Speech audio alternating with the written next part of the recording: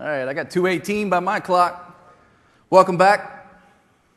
Everybody have a good lunch? Wow. They got serious about the lights. I can't see anything. So I like to look at you and know that you're out there. So if you don't mind, go ahead and speak up so that I do know there's an audience, because I can't see you. So welcome everybody to our talk today, Cameron and I. This is the hero here that's going to talk about customizing and extending MDT 2012 UDI. Even though I can't see you, I will ask questions of the audience and interact with you. I'm just going to assume that you have raised your hand. But let's go ahead and, real quick, how many of you used UDI before? It looks like some of you. All right.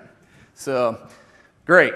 So today we're going to talk about the now released MDT 2012. So that's a good thing. Yeah? All right. So I've been working hard and long, probably one of the longer ship cycles we've had here with MDT, or in this case UDI. Today I'm hoping that you all take away from Cameron and I what you can get as a value from using UDI, what that IT Pro and user experience is. One of the important things is that with this UDI release, we'll talk about the fact that you now have an experience across basically every piece of the life cycle, development, IT Pro, as well as the end user. It was built to actually interact with end users. So we hope you take that away.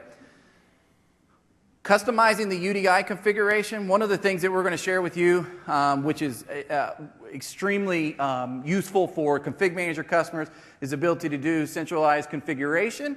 We're going to hope that you can walk out of here understanding why and how you would do that for UDI. And then also, we're very happy that UDI fully supports the app model as well as user device affinity feature sets, so that you can now use all of that support that's in Config Manager 2012 and take advantage of that when you're doing your provisioning and OS deployments. There's the centralized configuration. I got ahead of myself a little bit there. And then on top of that, we're going to talk about how to create custom pages. A lot of you have asked us with the first version of UDI is, this is great, but you kind of limit me with the number of pages that you've released. When are you going to allow me to create additional pages?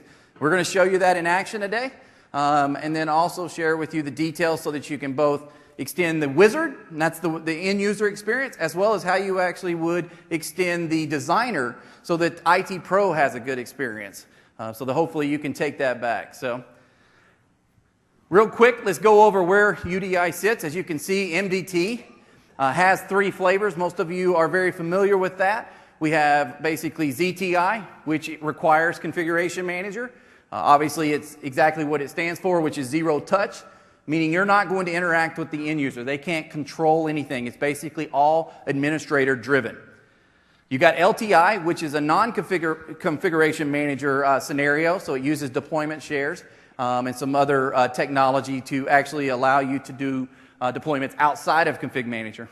And then you have, last but not least, the UDI solution, which the driving factor there is if you want to interact with your end users, collect data, and then have that orchestrate all the way through the deployment, then you can use user-driven installation. So the key reasons that we drive folks to use UDI is that it does take advantage of all the power of the OSD task sequence and MDT. It's very much integrated into MDT. It supports dynamic apps as well as drivers in the task sequence and all the MDT scripts and steps. So it's basically very integrated with the MDT solution. On top of that, there is that one piece. You as the IT Pro, you want to control how they interact with the end user, how they interact. You build that using a designer that we built that basically does just create XML configuration, but it keeps you from having to do that by hand and allows you a lot of flexibility. And then on top of that, it allows you to put your users or your deployment text into the driver's seat. One of the things that I always talk about with UDI when we're talking to customers is yesterday's IT is much different from today's and the future. As the Generation Y, the folks that have grown up with computers, start working in the workforce, they want to have a little bit more flexibility with their Windows environment. UDI really allows you the flexibility to allow them to control some things that you really don't need to control, while also maintaining some level of governance from IT.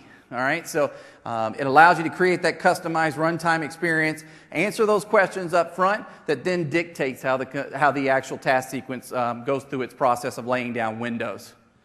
So what I'm going to do now is just turn it over, and we're going to go back and forth throughout the session. Hopefully you'll keep up with it. And I'm going to let Cameron talk through the IT Pro experience so you understand that. Yeah, so today I'll be the IT Pro, and Chris will be the end user. So the first thing you're going to do is download MDT 2012, which is available today. You'll go ahead and install it. You'll run through integrating that into your configuration manager console, and then you'll go ahead and set up your UDI task sequence. As part of that, it sets up all of the packages with the required scripts and files and everything else. You will then use the UDI designer to configure your end user configuration wizard. What you'll do is you'll add in all the applications, all the domains and OUs you want your end user to be able to select from. You'll save that off to the config file. You'll update your Toolkit package, and then update your distribution points. After that, you will target your computers with the task sequence you created in step 1. That, in a nutshell, is the IT Pro experience, and obviously we'll be going into it in much more depth later on in the talk. So the end user experience, so now that you've done all that work and you've orchestrated that deployment, now you turn it over to the end user. And this is where we talk about the UDI wizard, which is basically built using C++, so that it can interact in both WinPE as well as in the full OS. So basically it runs everywhere. So you insert this, the UDI wizard. You're seeing an example of the welcome page. As we move through this, the key thing to note here is we'll light up some green across the different states. So first we capture the user's state. We actually apply the OS. We install software. Some users select the actual image they would like to put down, the volume, and join the domain. What domain and what OUs would you like to join? Now, certainly we're aware that some environments, they don't have a clue if you say domain to them, what in the world that means. That's fine. You can actually even remove the page, or you can actually lock it and hard code it based on that location. So we give you, the IT Pro, a lot of flexibility of being able to say you don't need to decide those decisions, but you can still utilize it so that you can kind of create a conditional type of workflow. Last but not least, probably one of the more important pages is the applications page. A lot of folks like that. We found in talking to customers they utilize that. And we'll get into a lot more detail on the app page. But the high level is to understand here, as you can see in this picture, we have locking. So you can force the end users to be forced to install software such as antivirus, as well as you'll be able to do requirements. So that means that if this application is required, you can then, it will automatically pick the required apps to put down there, and it'll work out the logic to make sure they're installed in order. We'll get into a lot of that detail, but you may ask the question, why would I do that? Well, if you want to actually use the tab on the OSD side of here, we call it the OSD results, the idea is to tell the technician or the end user what just happened. Did I join the domain? How long did it take? What was the OS architecture? There's a welcome screen, so you can say contact your help desk, as well as applications installed. One of the big things about interacting with the user is you want to give them the capability to take action if something went wrong. So they look at the applications installed, they got a big red yellow mark that says this didn't work right. They can stop right there before they get into the OS and then call the help desk and say, help me, what happened? So there's a key tie here. If you actually take your images and you embed them into the actual WIM, which is totally fine, but if you do that, we don't catch that in the OSD results because that's part of the task sequence. So the key thing to understand is that these two are related to each other.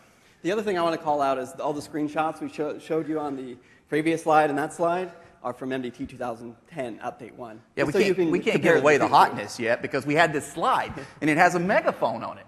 So we couldn't do that. So that is correct. We have a lot new experience. That designer that kind of was black and gray, and it seems so 2010-ish.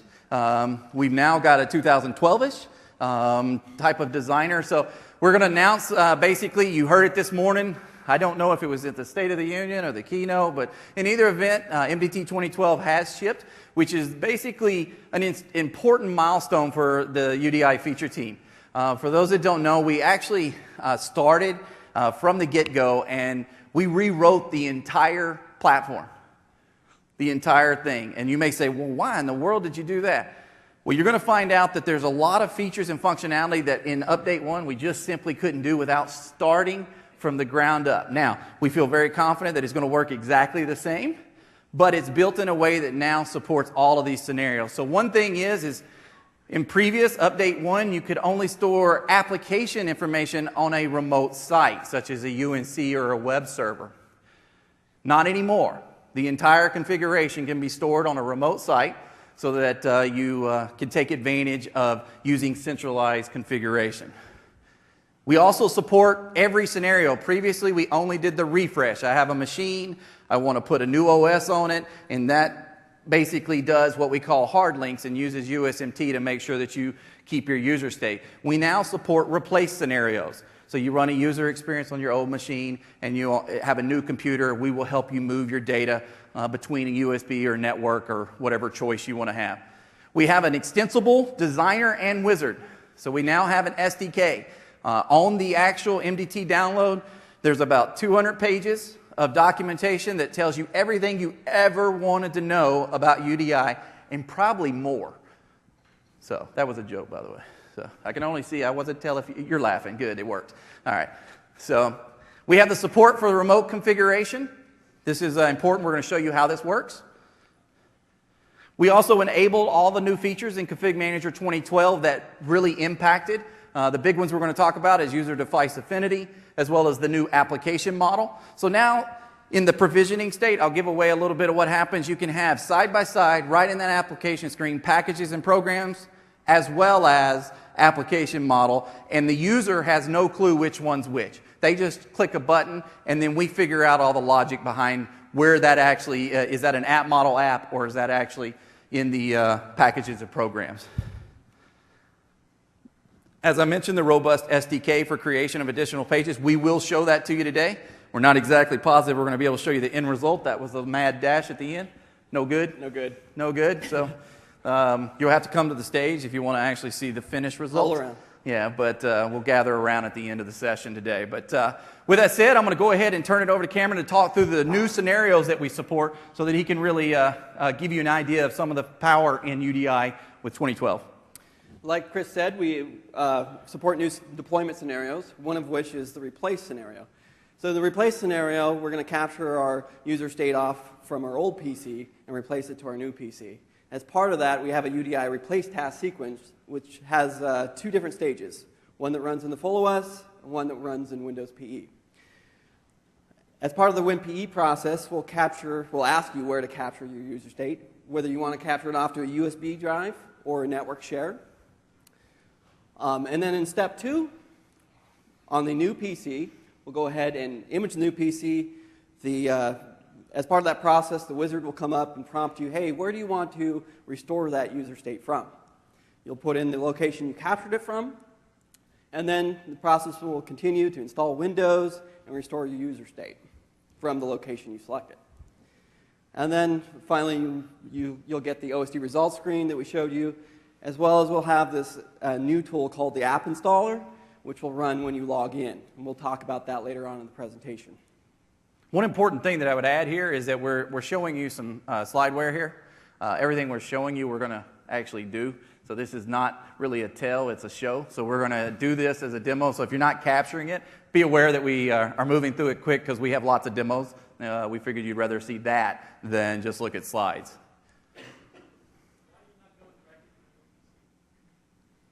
What was the question? I'm sorry?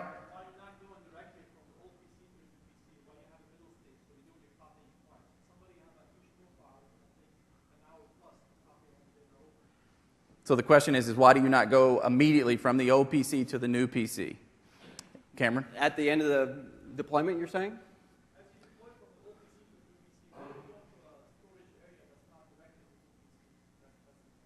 Oh, well, because we need a middle ground between your old PC because you're in Windows PE and everything else. So we give you an option to either store at USB or network.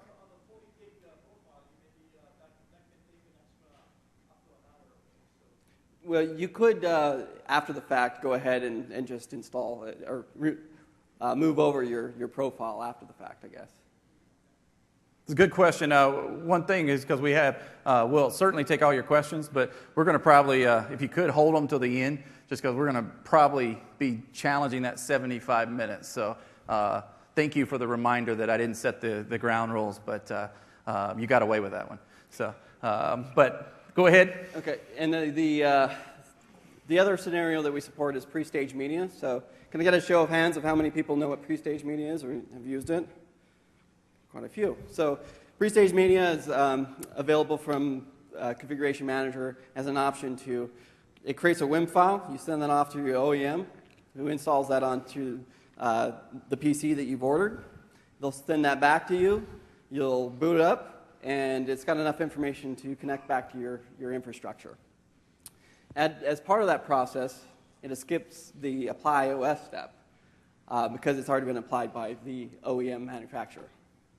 And then we'll go ahead and install Windows and then restore your user state, as well as OSD results will show up. And we'll talk about the app installer, like I said, later on in the presentation. Now let's talk about the designer, the new designer. Obviously, it allows for customizing your deployment experience. And I'm going to get into how that looks here in a sec. It's improved usability over the previous version. At least I think so. In the previous version, you had a given set of pages, and that was it. It was in a given order. You couldn't move them around. With the new designer, it's extremely flexible. You can move pages around. You can add in pages. You can pretty much create your own deployment stages and stage groups as well, which I'll cover in a sec. One configuration file fit all your needs.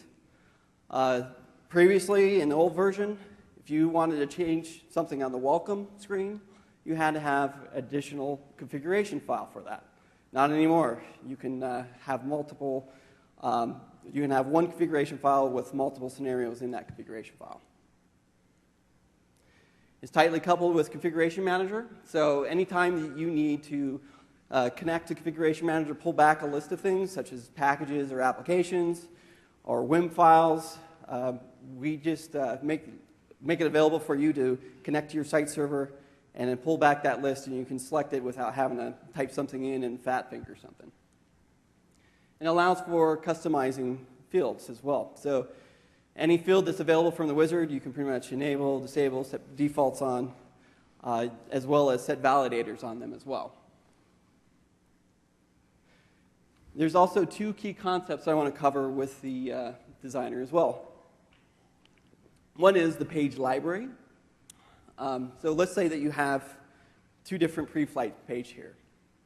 One that runs in one deployment scenario and another that runs in a different deployment scenario. You have multiple pre-flights on each.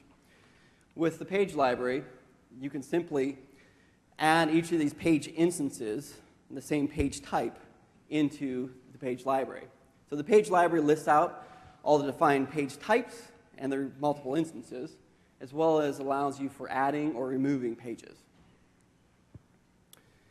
And the other key concept is designer flow. So the designer flow allows you to set which pages are going to be displayed with the wizard and in which order. That's all defined in a stage. So the wizard actually has a stage switch that tells it out of this configuration file what are the pages and in what order do I display them at runtime. And then you have stage groups, which is just a logical grouping of stages. So like I showed you previously in the replace scenario, you had, for the old PC, you had a stage that ran on the full OS and then one that ran in Windows PE. That's just a logical grouping, so we've put everything under the replace stage group for both of those stages. And then remember in the previous slide how I'd added into page instances of the pre-flights page?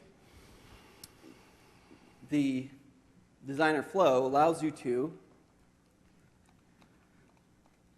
configure once and use in multiple places. So you can simply drag and drop the page instances into whatever stage you want. And you'll see that it updates with 2 rather than 0, and that tells you how many times it's actually used in the flow. And I'll hand it over to Chris, who's going to talk through. I got this idea I was watching. I'm actually live tweeting. I got it from someone else. I can't believe somebody said it was cool, so I wasn't even paying attention. I was trying to answer. Somebody said, Greg Gilbert, whoever you are, I was just trying to talk to you. You're the man. So you're about to get an answer in a minute when I'm done. Discover your apps for reinstall. So how many of you were aware of app discovery that's built into UDI v1? Again, a handful.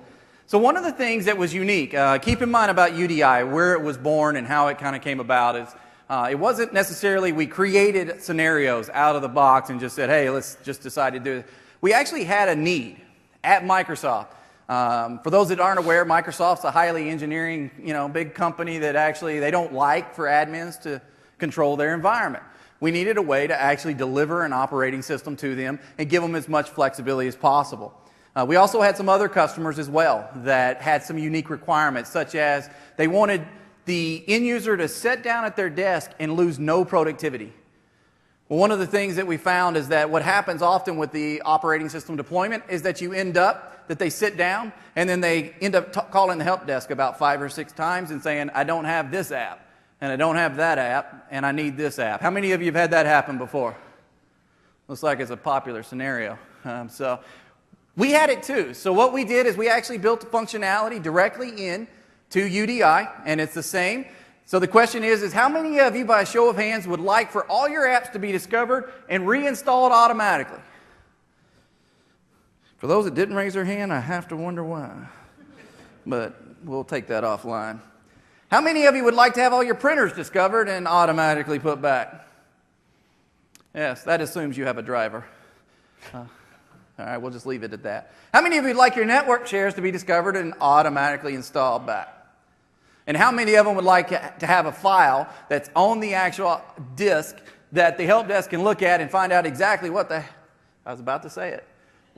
heck happened when it didn't, so that they can actually go and look? Well, that's there with UDI. You can actually go, we will detect what was on their existing system. We will automatically select that, assuming one thing, and that is that you've actually got that set up in Config Manager. Keep in mind, UDI is heavily coupled with Config Manager. But if you have all that, we have this feature called App Discovery. It's been there. We probably didn't do as well a job evangelizing it and helping you understand it, but we're not going to make that mistake again this year. We're going to get into this in our demo. But why do you use it? It default selects your installed apps for reinstall. You can even tell it to lock them so that they can't uncheck it if you choose to. It works with either Configuration Manager packages, so 2007, or 2012's application model apps as well. All you have to do is set up a Config Manager mapping through the designer. So as you input we connect automatically to Config Manager. You're allowed to do searching, find the applications and the packages and programs you want to show in your application page. Select that, and then down at the bottom, just like Config Manager's user experience, we have some tabs.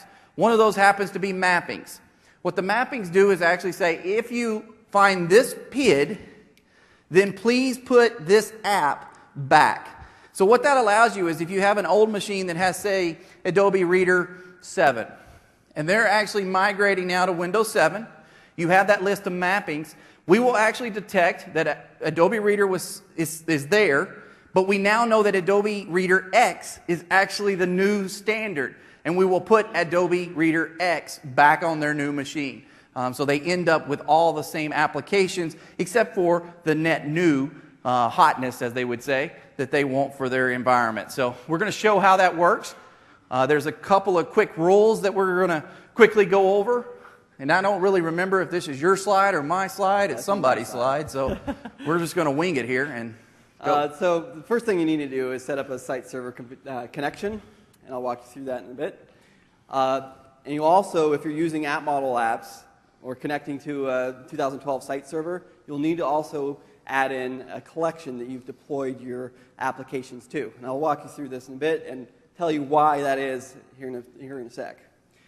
Now let's go over the rules for adding in applications. You must have at least, well, greater than 0 programs if it's a package, and greater than 0 deployment types if it's an application.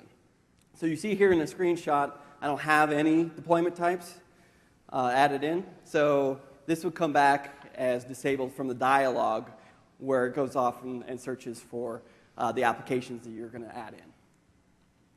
You must not have run with user rights or install for user set. This is on the user experience tab. And because we're running in a task sequence, it has to run as system. So you cannot allow it to run as user. If you have an application that's got a deployment type, one that runs as system, and one that runs as a user, that's fine. It'll come up as enabled. But if you only have one deployment type, for instance, that has this set, it won't work. It'll come back as disabled as well.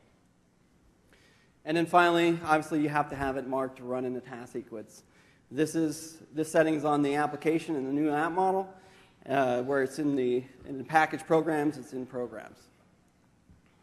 And then for app model only, you'll also have to, like I said, deploy your apps to a collection that you're going to define with the designer.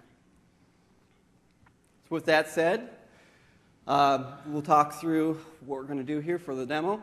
You have your infrastructure set up with a CAS, and we have a Seattle site server and a Las Vegas site server. The Seattle site server is for mainly client deployments, whereas the Las Vegas site server is for server deployments.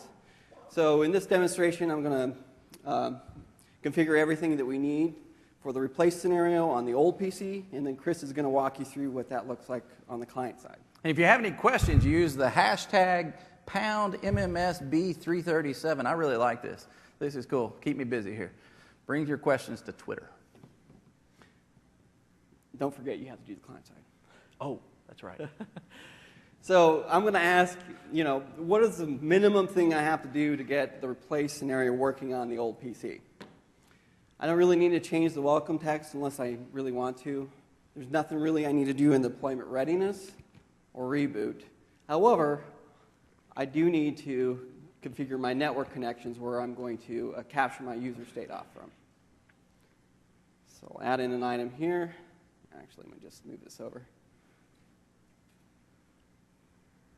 Where's the...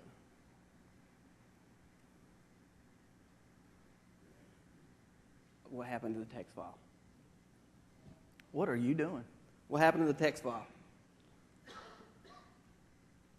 What happened to what? Here. This is trial by fire here. So this is the point where I will go ahead and fill in blanks here. So you see the little numbers next to it? So what we basically are doing is in the designer, as we mentioned, the page library, it's exactly what it says. You can have lots and lots of books. The numbers actually tell you how many stages they're actually utilized in. So you can use the welcome page for one stage, and the number sitting out there to the right is actually like 3. That means it's been used 3 times, so you can easily keep up with where your page is utilized. You're going crazy, son. I can't find the location where it's supposed to. Well, I'm running out of material, so you're going to have to hurry. So this is where you would enter in your site server configuration.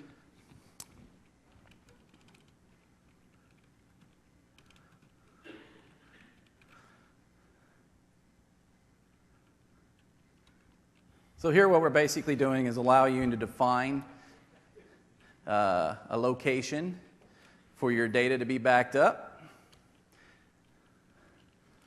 And so one of the questions that we get asked often about this backup is, can we use the same share for multiple individuals? And the answer is yes. One thing we do is we encrypt the data. And we also hash it based on the username. So meaning when you look at the actual share, it looks just like a bunch of GUIDs. So that you can use that one central source, but nobody can go and say, hey, that's Bill Gates' data. I'd like to figure out what he's thinking today. Instead, you're just going to see a bunch of GUIDs. And so we do protect in that scenario. And it doesn't matter if you're using USB or if you're using UNC. We do the exact same thing on both. Almost done. Okay, more material. You got anything you want me to say?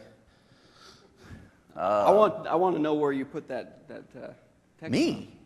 How did it become my problem? I'm the client, remember? So, all right, we're having a little fun here. So, what does everybody think of the new designer? Does it look a little bit easier to use? You like it?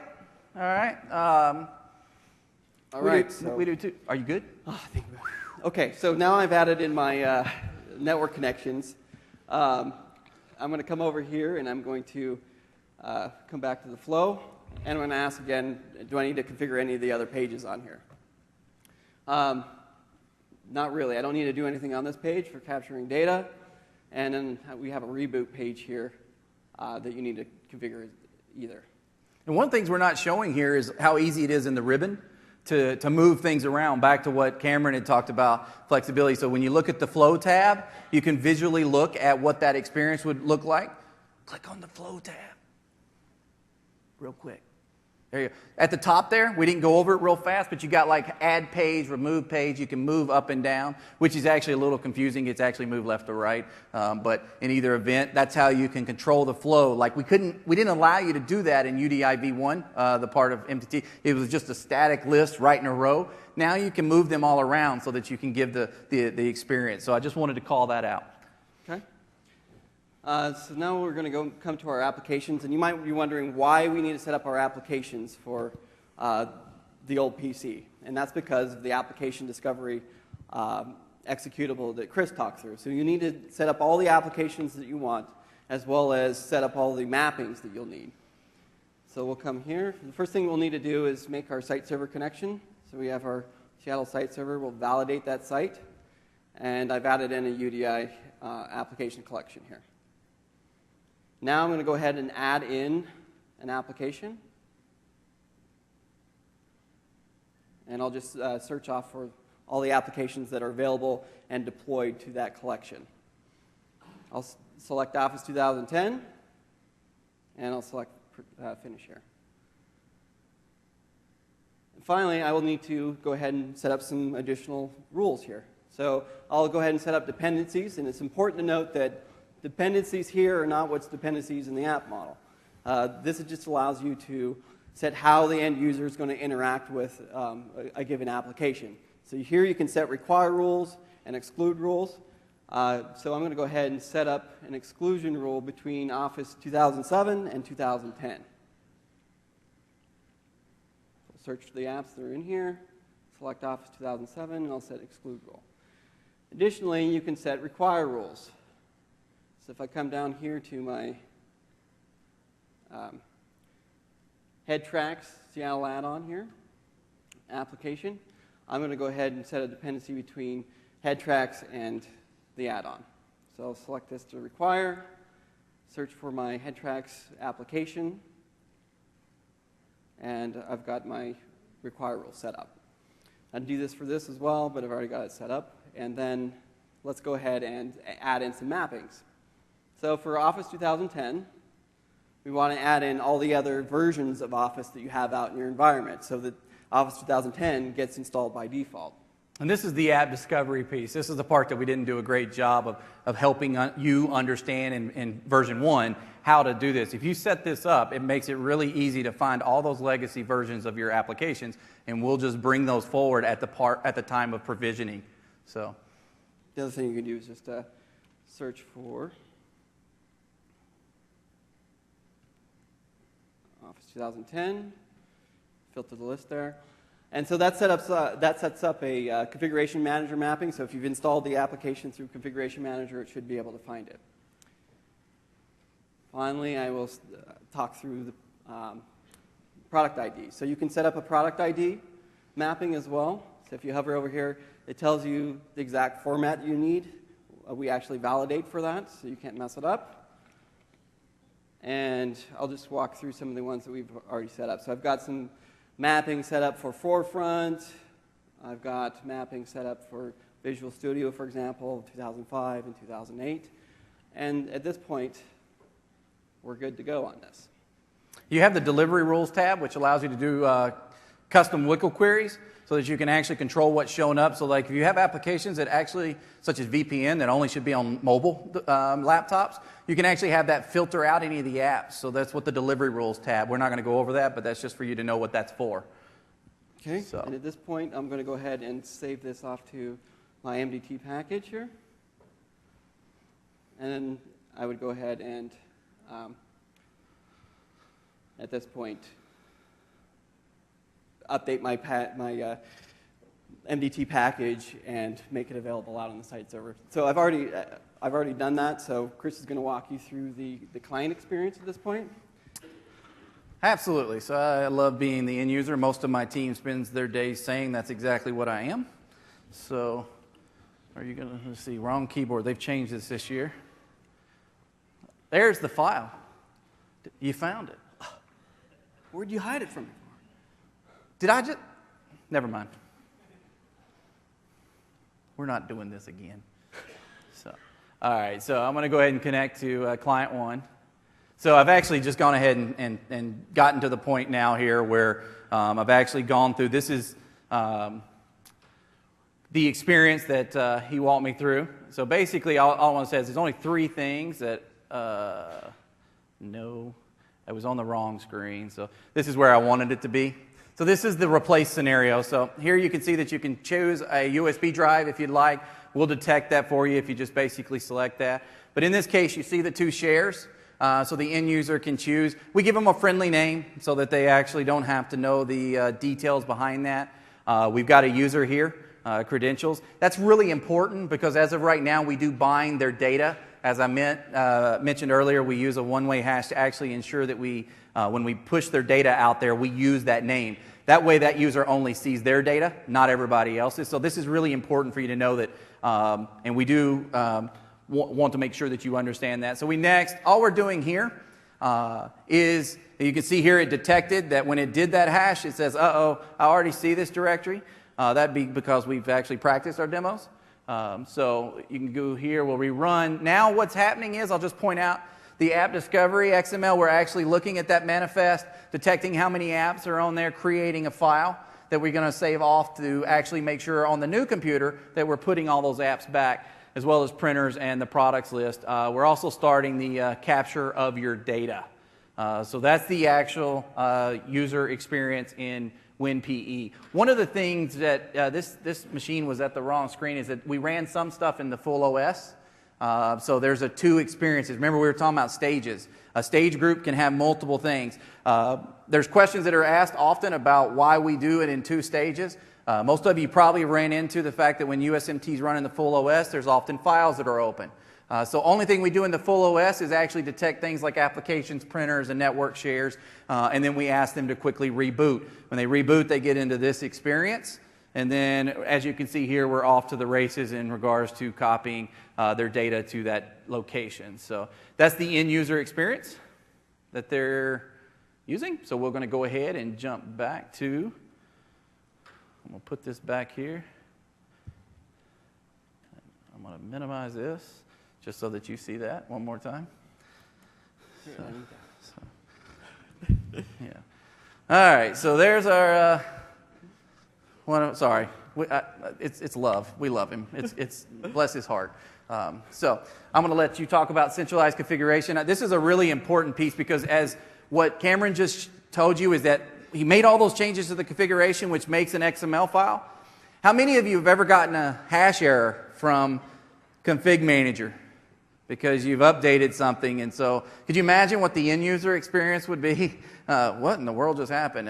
If you've never seen a catastrophic OSD error, it makes them think the world's going to blow up. So you want to make sure that you don't do that. Centralized config is really nice because you can use the designer, connect to that remote share, make a change. Then at runtime, we dynamically pull that down. You never have to actually resend out all your packages. So, you actually want to talk to them? Oh, you did that in a picture? This is even better. So here's the example. Sorry. So there's the hash error. Now here we're just saying instead we want to go ahead and push this to a remote server, either a web server, a UNC. This is a best practice, kind of an advanced level tactic that we really recommend that you use. We're going to back this up with a blog so you know exactly what we're doing. But basically that's, Sorry, that's the scenario here, is that now at runtime, we pull the latest and greatest that you've configured for the end user without ever touching Config Manager. All right? So with that said, I'm going to let Cameron run with doing the UDI new computer scenario. So. All right, so we're going to run through the new computer scenario, and hopefully I won't have so many problems with this one.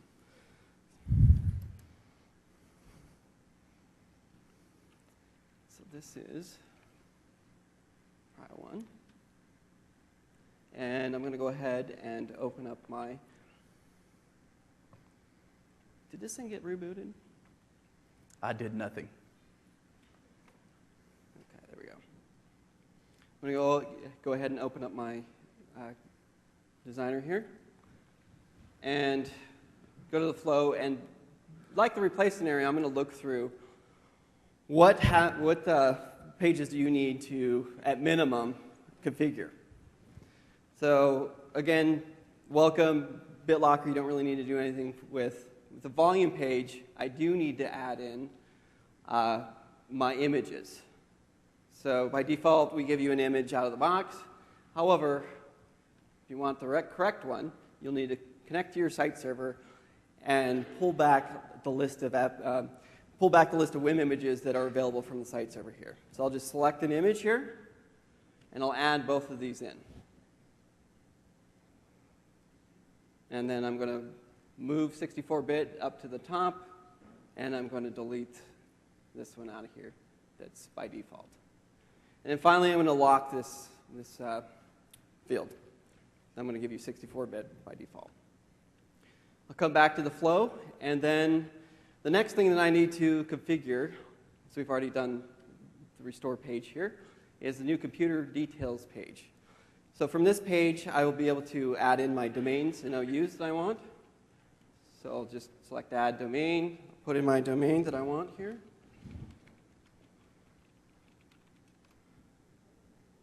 And then I'm going to go ahead and add in the OUs.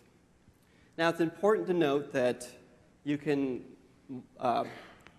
multi-select the OUs to add in by holding down the control key.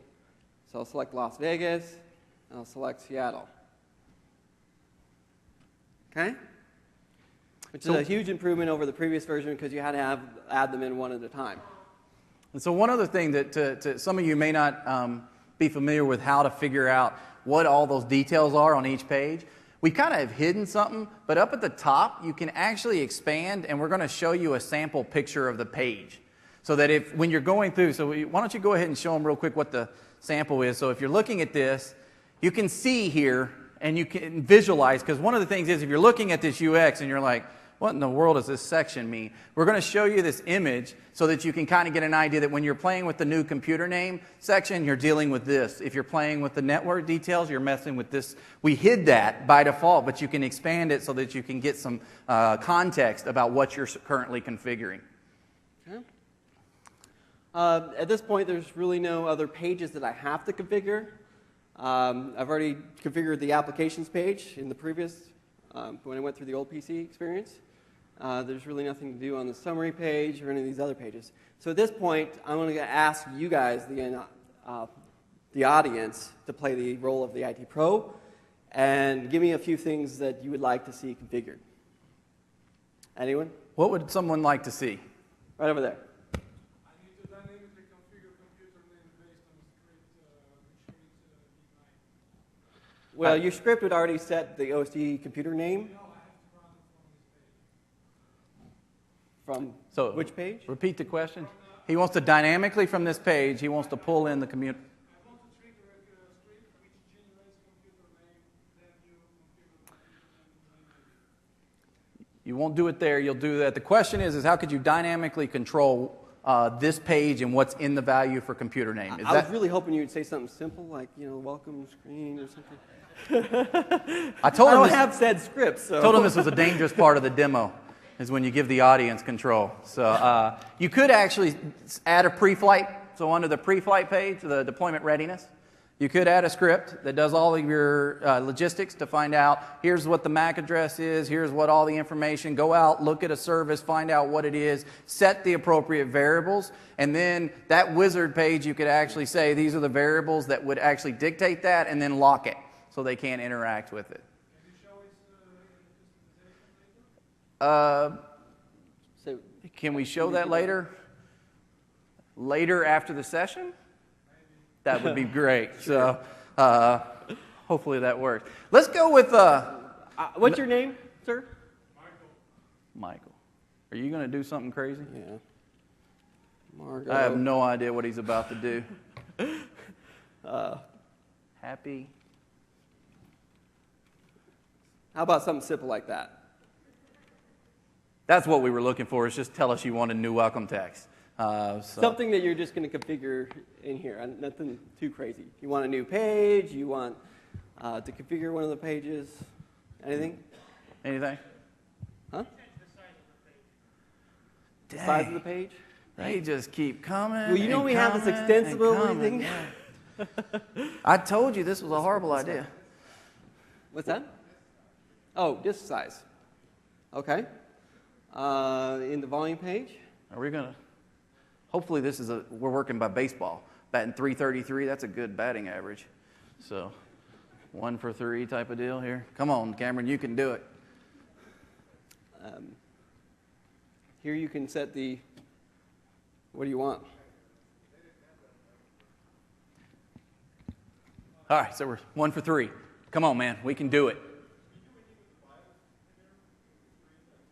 Dang. You want the, can you repeat that? He wants to do something to the BIOS via our wizard. A configuration change. 1 for 4. All of a sudden we're... That's another pre-flight, by the way. Yeah, that's all right. another pre-fly. What's that? Change. He wants to change. Oh. We can do this. Let's do this. Yes. Let's do it before he asks for something else. All right. We come down here. Should have never let you do this. Come on. Yeah, sorry. There we go. What do you want it? He wants to do the OU. Oh, the OU.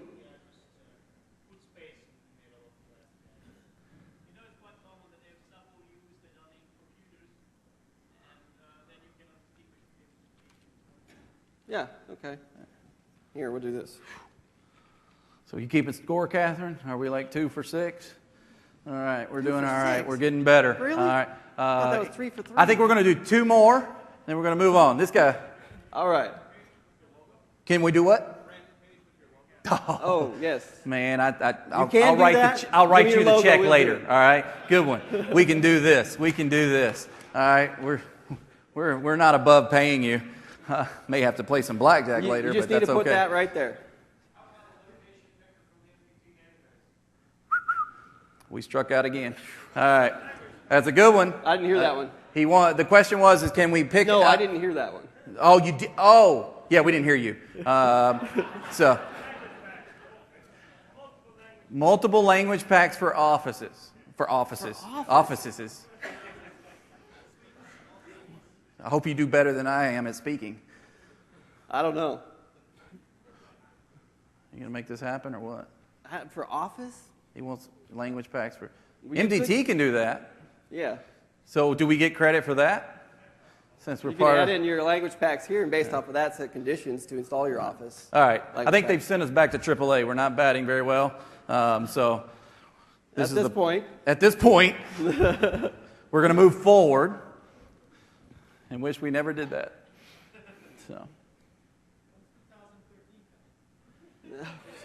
2013. All right. So at this point, we're going to save off that config file. This is a tough audience, I tell you. Whew. I'm glad y'all didn't take me up on the tweeting thing. Could get ugly. We're going to save that off here to our configuration library. And I'm going to show you how you can set up the task sequence to use the definition switch to pull it down from the centralized config, or centralized location. So you'll make your connection here in the task sequence, and then you'll just set in the username and password here. And after this, we'll come down here, and with UDI, we have a UDI wizard script wrapper. You'll use that with the definition switch. We'll point off to the appropriate location and the appropriate file. And then, like I mentioned earlier in the presentation, we have a stage switch. You specify which stage out of that configuration file you want to run. So you would say OK at this point. And then Chris is going to walk you through What the experience would look like and the God end user. help us, based on what you guys gave us, I don't know if it's going to work. Yeah. Because it's actually going to use that config file. So I'm going to boot up, and we are using standalone media here, so we'll kind of show. We should have that friendly text that the gentleman over here to the right gave us, as opposed to that dynamic script. We've just changed what your suggestion was to be the one we wanted. So we're booting up here, and I should have had this at a pause state. Apologize for the wait here.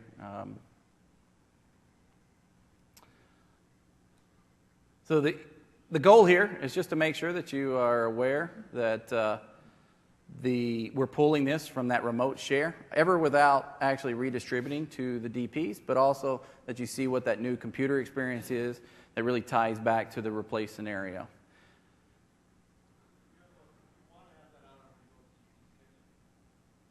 Could you have this? Absolutely.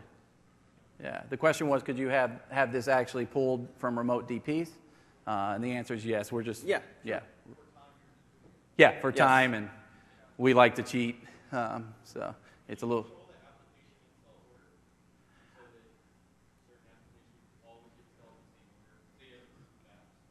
So the question is, could you control the order of the applications installed?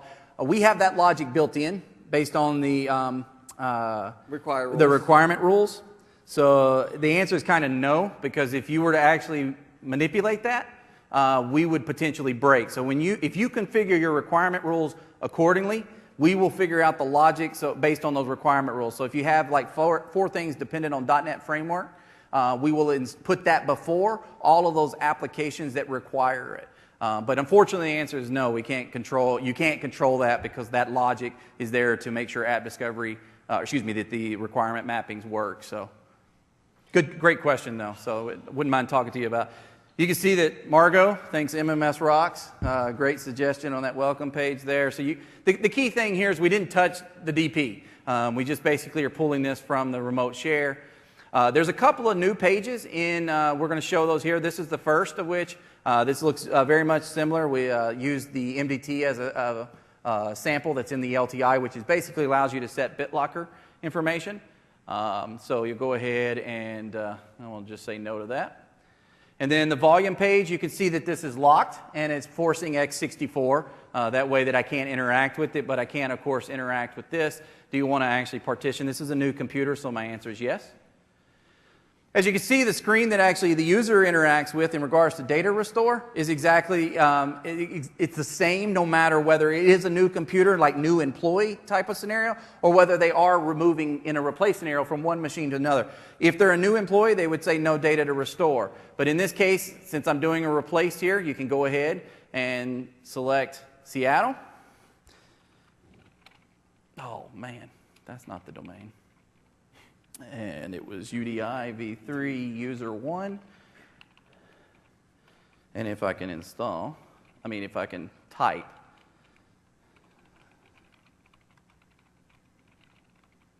and it worked. So you can see we're validating that. So now you can see here that we've actually determined application discovery. So you may be wondering, what is that all about? That's where we've actually gone in and changed the configuration to say, please default select all these. We've detected that it was on the old machine, default select. You didn't have to do anything, we just did it for you. So that's how we kind of tie up the application discovery piece. Yeah, so it's important to note that the app discovery output is actually saved off to the user state share. And we make that connection with this version of the app discovery. We pull it down from there, put it in your temp folder, so it's actually consumed by the wizard. So here you can see the configuration that he provided. He was connecting to the designer, so now it's making it really easy. So we have OU. He could lock either the domain or the OU. We were hoping you might suggest that, but nobody did. So that's okay. And we'll go ahead and do the same thing here. And this is important. Oh, we have a question.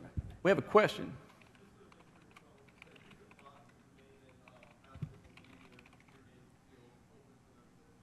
So the question is are the individual fields lockable, such as on this page, the computer name, the domain, the OU, or even the path? Yes. Absolutely. The answer is yes. And you would just use the designer to say, you saw that little button that said locked or unlocked. You set that for each one of them, and you can lock to your heart's content. It is important to note that we don't allow you actually out of the box to put in a password in the designer here.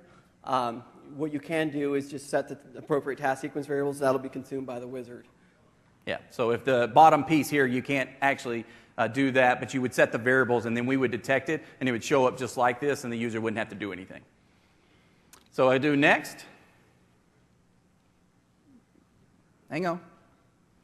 I think there's a fix for this. Please work.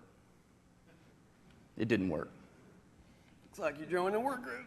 Yeah. How about that work group there? All right. Put in the work group name. Yes. I love demo guides. They're very, very nice. So we'll do this. I'm going to do a highly secure password. And we'll just leave this here. This is what I wanted to get to. How many of you are familiar with user device affinity? Great. All right. It's the principles behind the app model that really make the power of the end user, the user-centric part. And what that does is actually this allows you at the provisioning stage for the user to say, this is my primary device. So we set up all the orchestration necessary, and what that means is when at the completion of the actual provisioning stage, they're going to get all their apps sent to them automatically that are currently set to mandatory because they set this. So all I need to do is set the primary user.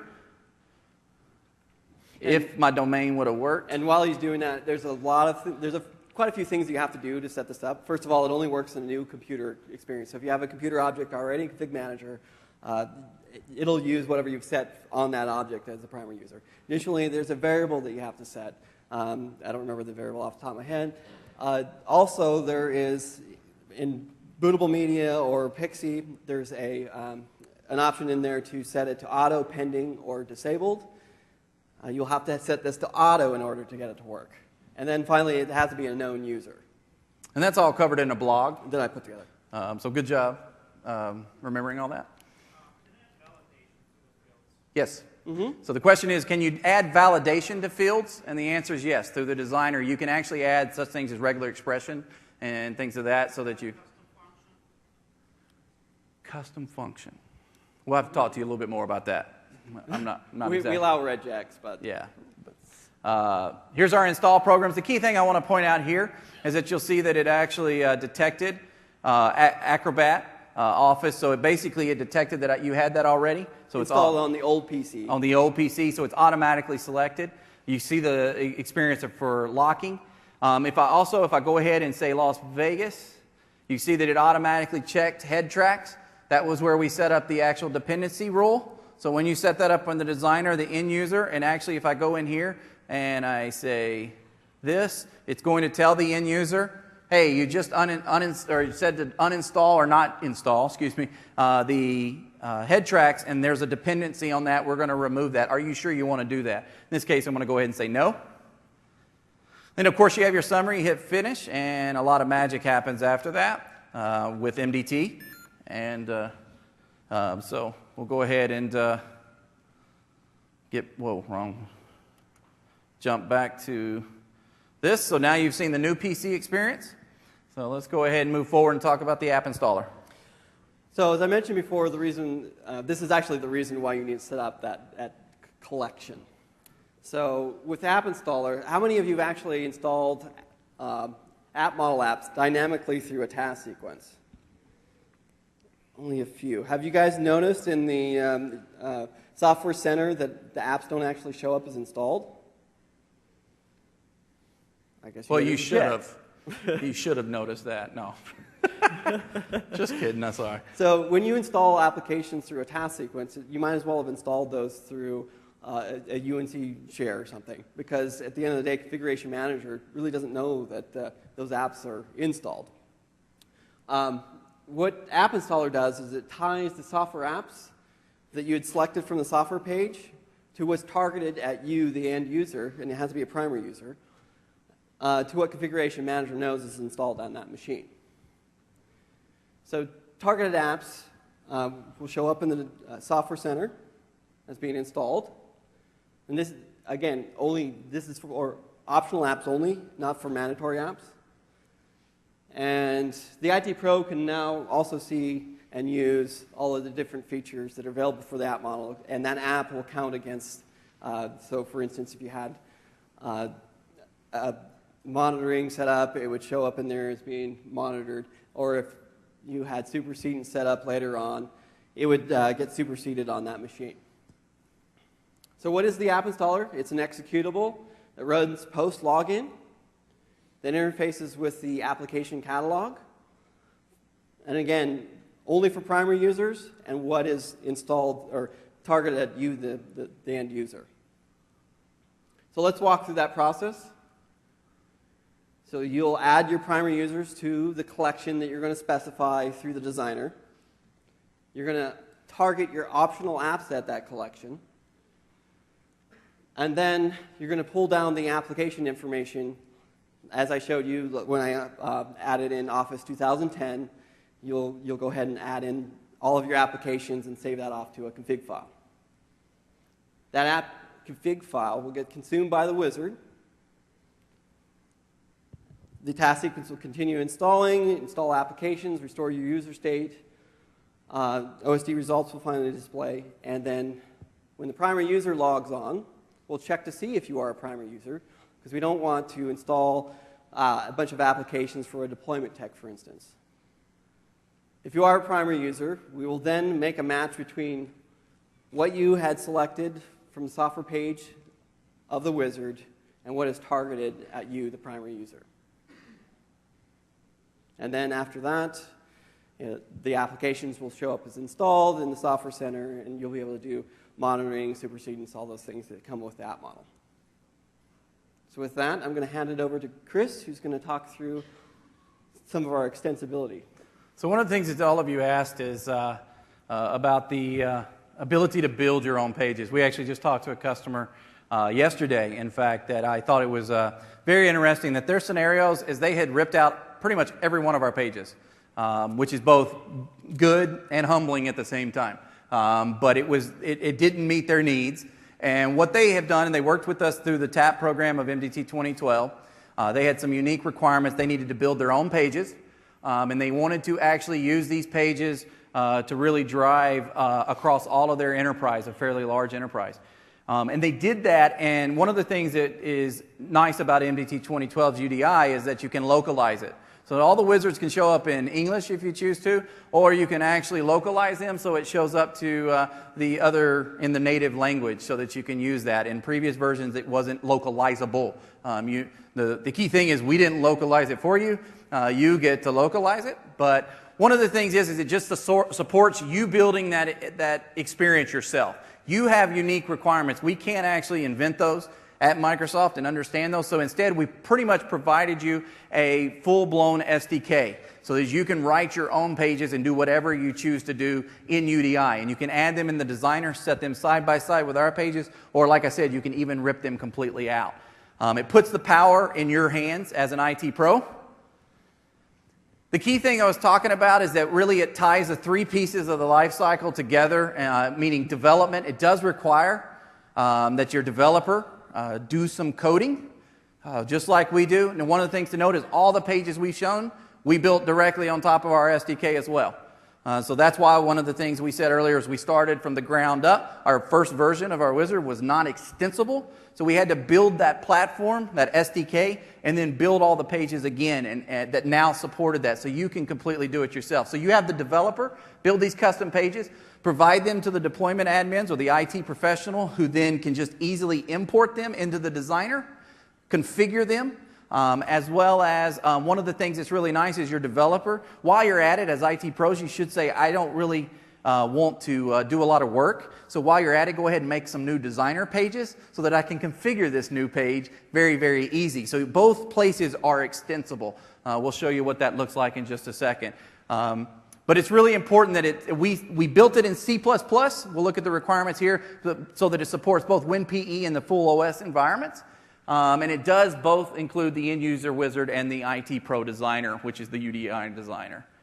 And I'm too far from this thing. So here, really quick and really fast, supporting the life cycle. You have to use Visual Studio 2010.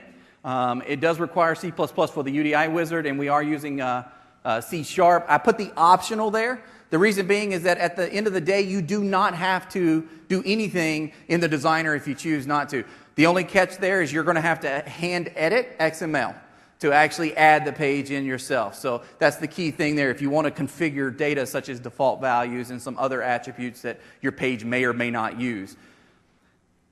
You as the deployment admin receive those pages from development. You basically use the designer to install them. You configure that experience for the end user, work with your flow, and then last, you can create all these configurations that are unique to each site. In our scenario, we're trying to say that at the Contoso Corporation, we now have a need for, I believe it's Las Vegas. Las Vegas needs to be able to deploy servers. So we've actually built a couple of pages that are unique that we're not actually shipping as part of NDT 2012 so that we can show this to you. So we're going to actually show how to do that.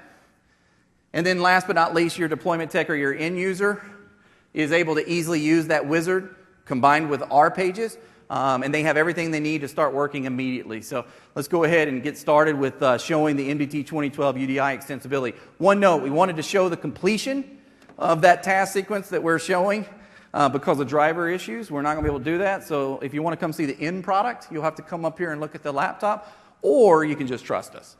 Which I like that option fairly well too. So, but we're going to go through, and Cameron's going to walk through the IT Pro experience here and the Wizard developer experience. So let's just say that my developers give me an installer. I've installed the bits. Normally they would install the bits to the right folder and everything else, but I'm going to walk you through actually what the installer would do. So the first thing that I'm going to do is open up the instructions. And then I'm going to, as it says, put this DLL in the extensions folder. So this DLL is for the designer. It contains all of the information for the new pages that I'm adding in, designer pages that is. So I'll copy that into the extensions folder. And it's important to note that much like the Configuration Manager console can be extended and has an extensions folder, the designer has an extensions folder as well. So I'll come back here, and the next thing I need to do is open up my designer config and paste this in it. So I'll come back to the designer, come into the config folder, and open up the designer config. Now the designer config contains all the information about all the DLLs that contain all the different pages. And I'm going to go ahead and paste this down at the bottom. No pressure, but we got about 4 minutes.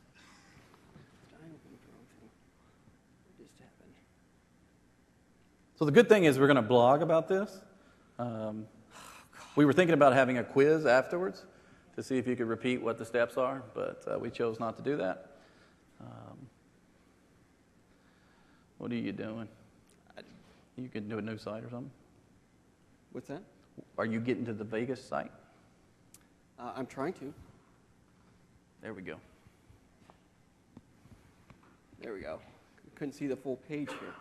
So I'll come down and I'll paste this into the bottom here.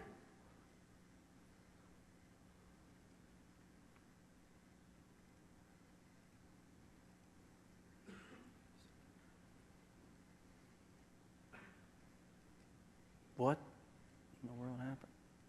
There we go. Okay.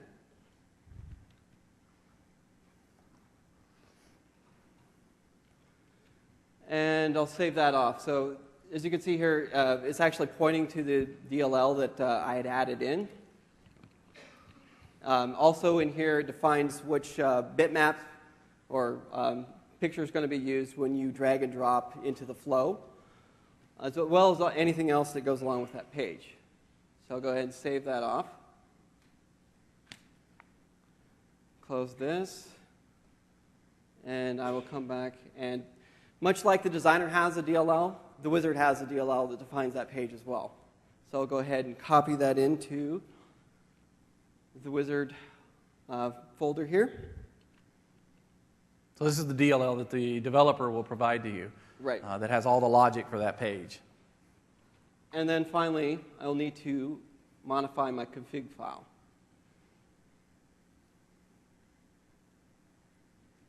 And I'll need to reference the DLL that I added in to the same location as the wizard.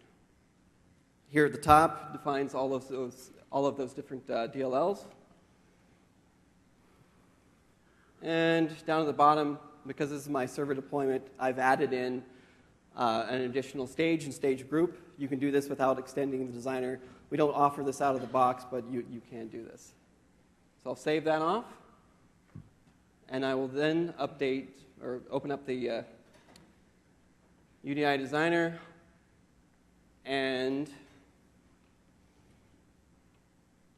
so one of the, how many of you are familiar with the Configuration Manager physical to virtual migration toolkit? How many have heard of it? So our team's also the one that built that. And one of the things that you should know is that the pages that are built in there that are custom for that are built directly on top of this. So you'll see pages that are in that are completely custom, that don't ship as part of MDT 2012. So that's another example where the SDK was used to create custom pages. And you're going to see those in action in just a second. So now that I've extended, added in the DLL and put in the appropriate things into the designer config file, I'll come down here and I'll select the new page that I've added in, install roles. So the scenarios we wanted to allow technicians to actually control what roles in Windows Server were being installed. So I'll then drag and drop that page right into the designer. I'll then add in my next page, which is gives you the ability to set up the defaults for virtual machines. Or Hyper-V. And I'll drag that into here to the appropriate location. And then I will set the defaults for the page. Like Chris mentioned, if you do not have an actual designer page, which in this case we don't, you can still drag and drop them and put them in the appropriate order. It's just that this will show up. Okay, with that, I'm going to go ahead and save this config, and then we're going to run through it with the on the client side. Okay, so the result that we wanted, if I can go ahead and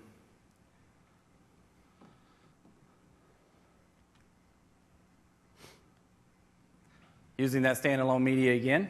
So what this is going to hopefully do, and while we're waiting on that to boot here real quick, I'm going to go ahead and jump back here. In the sake of time, I want to make sure that all of you get to enjoy the rest of MMS and not sit here and wait on that to boot. I'm going to go ahead and quickly just give you a few highlights here, and then we're going to jump back and finish it up, and then we'll be here for questions. One of the things that's big and changed is UDI is now supported across all your deployment scenarios needed in the enterprise. So all the scenarios that ship with MDT, there they are. They're available with MDT 2012. Provides a flexible deployments for your knowledge workers. So both your end user and your technicians, you could use UDI, and you can customize that. No loss of productivity using UDI's app discovery. Hopefully that you've learned a little bit about that today, as well as build configurations for your sites and centralize them in UDI. So use that best practice and look for that blog. We'll have some references and resources at the end of this slide deck for you to refer to where to get some of this information. Last but not least, we also support custom needs for building the custom pages as we talked about. And hopefully this has taken just the right amount of time for me to switch back over and see what happens. We should hopefully be at a screen here.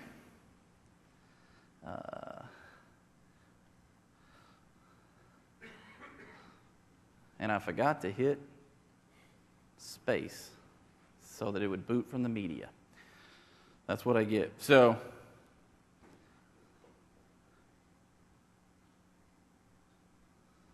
trying to hurry. Come on, buddy. You can do it. So, this is going to show the pages in action.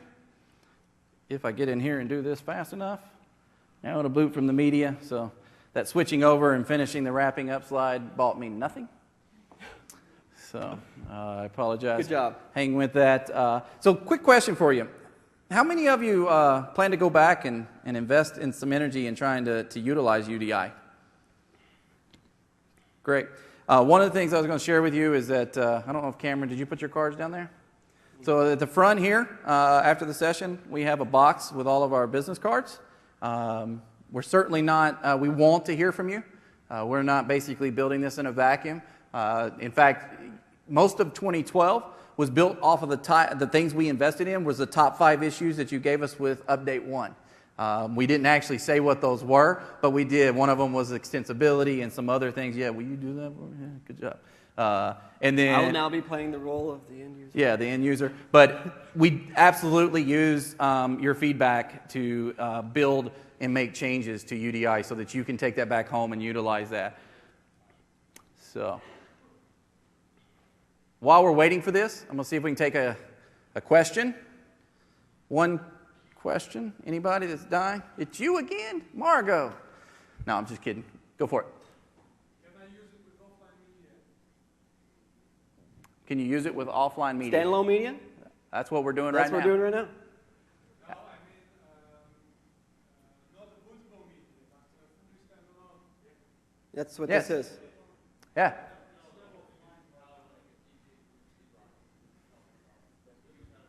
Yep. Now, it's important to note that things like apps, dynamic apps, obviously won't work because it's standalone. This is a little gotcha here. I was just jump back here. MDT thinks that there's a needed connection to the network share. Just going to click yes to cancel that. But the key thing here, I'm going to go ahead and do work group. And we'll do next. We'll get to the new pages. You can see here, here's the new page. Basically, we built using a similar framework for applications, but you can see here it's roles and features. We can select the appropriate applications. Click Next. This is where we can actually go and do C:/VMs. Small bug.